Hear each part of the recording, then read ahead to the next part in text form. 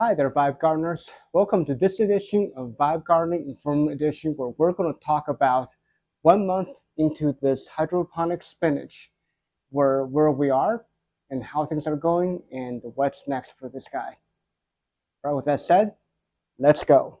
So for this episode here, we're going to go into a little bit about the what's happened if you missed my shorts, where I kind of go over the micro updates of this spinach here in hydroponics and kind of what I did with it. And then I'll go into a little bit of a above the container lid, above lid, what's been happening with it. And then we're going to take a bit of a closer look also at below the lid as well, at the root structure, to kind of give you guys a detailed inside look of what's happening with these spinach right here. And then finally, we're going to talk a little bit about what I'm going to do in the future with it and what to expect coming up. Well, here we go. So since the last time I planted this, it's probably the longest episode I've ever had, where I went into detail of how I set up this hydroponic spinach setup here, and where I went into a detailed view 2-day session here, where I showed you how I germinated the seeds and how I put it into my novel system of carving out the grow sponge to give the roots a canal to come down. So since we've gone over that, if you guys have been following my shorts, you'll notice that there are at least two. I've shown two separate spinach fail, and out of them, and then there's one more that I failed. I have not shown on camera here. So you'll notice that the three holes here in the close-up of the top of the system, that I've actually replaced it with red Russian kale, which is an interesting choice here because the kale can generally take more nutrition than spinach, but because it's not too out of the range of the spinach, if I keep the nutrition profile of the system adequate for spinach, the kale will still be able to do just fine. As a matter of fact, we'll be using the greens for smoothie. So having dwarf kale might actually be not a bad thing, as it will produce more tender leaves for what I'm going to do. So that would be actually another interesting side story with this system as we go forward. And the other thing here too was that the system here, I've had to add about 1 liter of water a week into the system as the water both evaporates and as the spinach starts soaking up the nutrition fluid quite well. And as we see already from the top here, this system is looking quite fantastic and it is quite healthy. So yeah, I'll show more detail of that. And I've also had one small harvest of these spinach leaf because as the time goes, as the nutrition profile increases in nitrogen, the leaves will actually start selectively dying off. Some of the older leaf, as that come from a lower nitrogen profile of the nutrition. So that is actually quite normal. So I've had a tiny harvest already of maybe, I know it's really, really tiny, but about 6 or so leaves. And like I said, it's normal and we're near the time for another leaf harvest. But at this point right now, it's really to just remove leaves that will end up dying anyway, but it's not a real harvest like you would for harvesting a patch like this.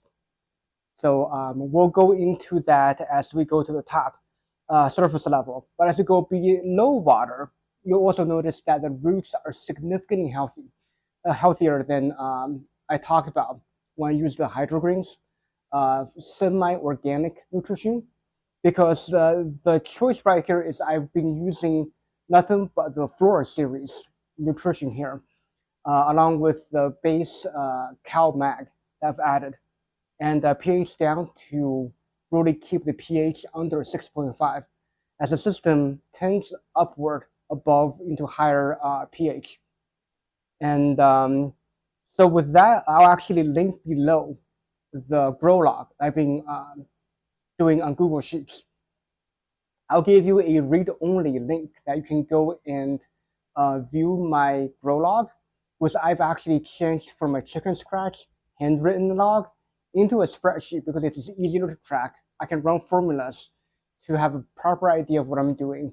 And I don't have to squint and try to figure out what I've written down there because, as we were seeing, my handwriting is not good.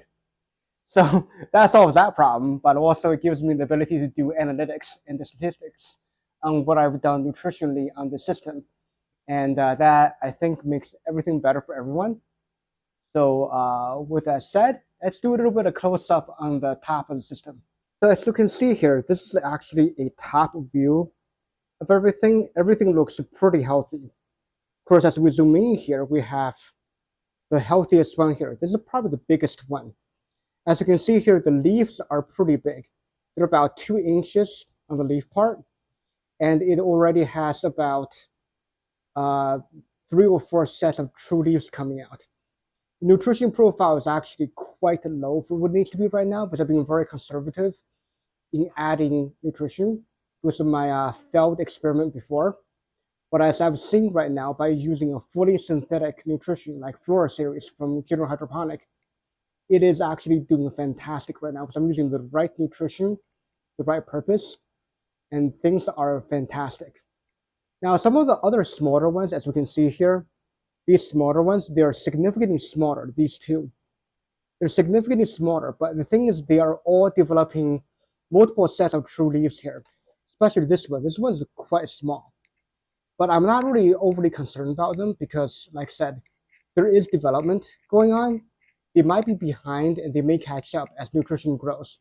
But at this point right now, I'm not going to be too concerned about them because if they really truly die off, I would have empty slots here, which will give more room for the other spinach to grow. And as I said, I've started this red Russian kale here.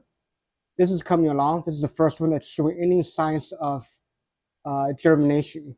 Whereas this one had one seed not come through. I'm putting another one that hopefully come through. And again, the third one right here, this is coming along just fine. It's only a few days later than the other one. As we can all see here, this one is starting to show signs of root development, and I'm sure it's going to start germinating quite soon. As promised here, this is a little bit of look of below the surface. This is what the roots currently look like right now on the spinach. As we can all see, the roots are all very much translucent. I mean, they're perfectly white, pristine in color. There's really nothing negative going on right now. And that's what we should be seeing right now with the spinach, in that due to the fact that there is enough oxygen and nutrition everywhere, it does not need to send out long roots to go explore. Because before, previously, when I used the organic or semi-organic nutrition, the biofilm it was creating was reducing the oxygen intake on the roots, and that's why with that one, I was seeing a lot of very long and thin roots come out as it had to basically try to explore and find better nutrition and oxygen sources. But as you can see right here, this is very thick and very healthy, pristine white roots that we're seeing right here. So this is a sign that it's a very healthy system right here we have. And here's a current view of what the reading on system is. So for about 2 weeks or so, I try to keep the ppm about 160 or so. And recently in this current week, I've been kind of shooting for about 170 to gently push the nutrition up. I've only been using the Flora Micro, which is mostly nitrogen and a little bit of potassium, and only 1 milliliter of Flora Grow, which is mostly potassium and a little bit,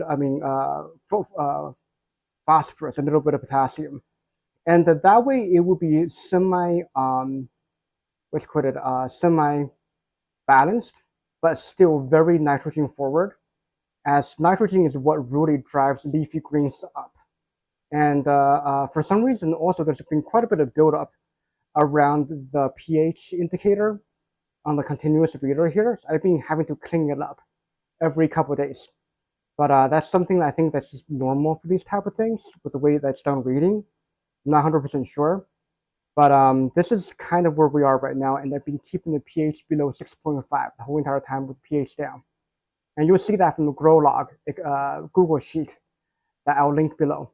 So now you guys have a full view of above the cover and below cover of this spinach hydroponics and a bit of the current reading on the system. You guys have a pretty good idea of how the first month of this growing experiment has been. And so a little bit going forward, what I'm going to do is I'm going to keep trying to ramp the flora micro to increase the nitrogen build of the system up. And so this is a leafy green. So we don't want to push all the other stuff too much. But really, it's going to depend mostly on that nitrogen feed. So maybe at some point, I'll add a little bit more of a flora grow. But micro is going to be my most dominant push of the nutrition here. And again, I'll keep using the pH down here. And the pH down being a phosphoric acid is going to absolutely always push phosphorus on its own without the aid of something like Flora Bloom. So in this system, I suspect that I'll probably likely skip the Flora Bloom completely with this build. It is something that will likely be needed in other situations, but for spinach, likely with the pH down, we're covered with the nutritional addition it provides.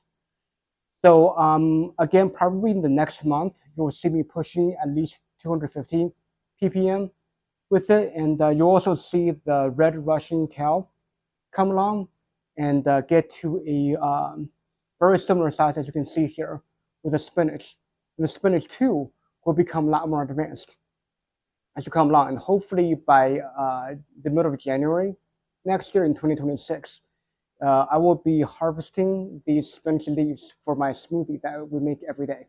So as we can see right here with this spinach in hydroponics system here, that all that work we put it beforehand in keeping this thing fully synthetic with enough calcium and magnesium to do the stabilization, and then adding mostly nitrogen using the Flora Micro and a tiny bit of the Flora Grow to give it a bit of a more balanced nutrition, and then all that phosphorus from the pH down.